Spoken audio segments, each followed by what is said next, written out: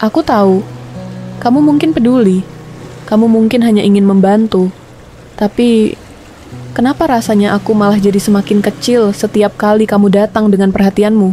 Kadang, perhatian yang katanya berasal dari kasih sayang, justru terasa seperti penghakiman yang dibungkus dengan senyum. Bukan membuat hati tenang, malah membuatnya makin berantakan. Bukan meringankan luka, tapi malah menyentuh bagian yang belum siap untuk dibuka. Perhatian itu bukan satu-satunya bahasa cinta. Tidak semua orang ingin diperhatikan.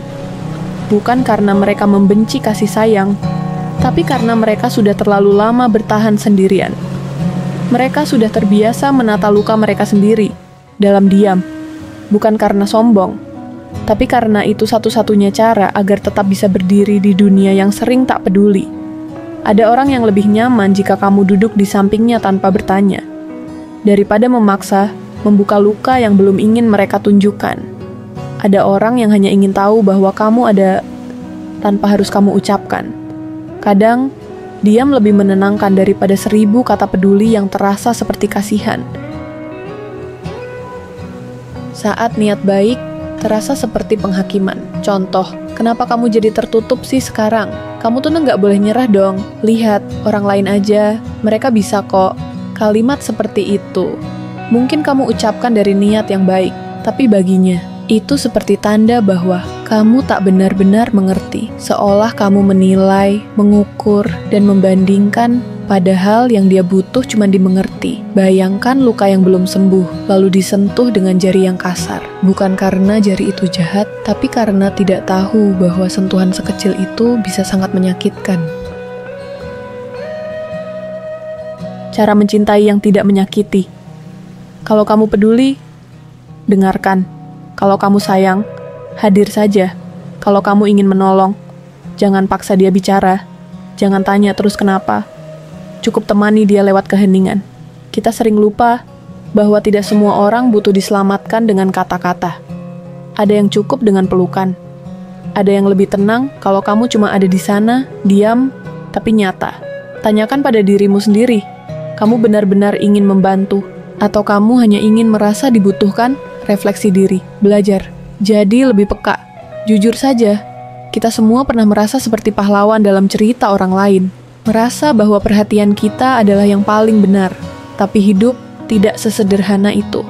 Orang lain punya cara sendiri untuk bangkit. Punya dinding sendiri yang dibangun bertahun-tahun agar tetap bisa bernapas. Jadi, belajar jadi pendengar, bukan penilai. Belajar menjadi teman, bukan penyelamat. Belajar bahwa diam yang tepat bisa lebih menyembuhkan dari perhatian yang salah arah. Untukmu yang pernah merasa terkasihani, bukan dicintai. Untuk kamu yang sering mendengar kalimat-kalimat peduli yang terasa seperti luka baru.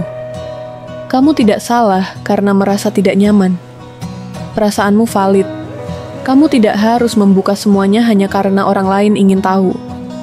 Kamu tidak egois karena menjaga jarak. Kadang, menjaga hati sendiri adalah satu-satunya bentuk pertahanan agar tetap waras. Tidak semua orang akan mengerti caramu menyembuhkan diri sendiri, dan itu tidak apa-apa. Pelan-pelan, kita belajar saling memahami. Satu hal yang perlu kita semua pahami, niat baik tidak akan pernah cukup kalau tidak dibarengi dengan cara yang lembut dan penuh empati. Tidak semua perhatian membuat tenang, tapi semua empati yang tulus selalu menemukan jalannya. Jadi, untukmu yang sedang mencoba peduli, belajar pelan-pelan, dan untukmu yang sering merasa diperhatikan tapi tidak dimengerti, tetap jaga hatimu baik-baik. Kamu tidak sendiri, dan kamu tidak perlu memaksakan dirimu untuk terlihat kuat di hadapan orang-orang yang belum siap mendengarkan luka yang kamu simpan.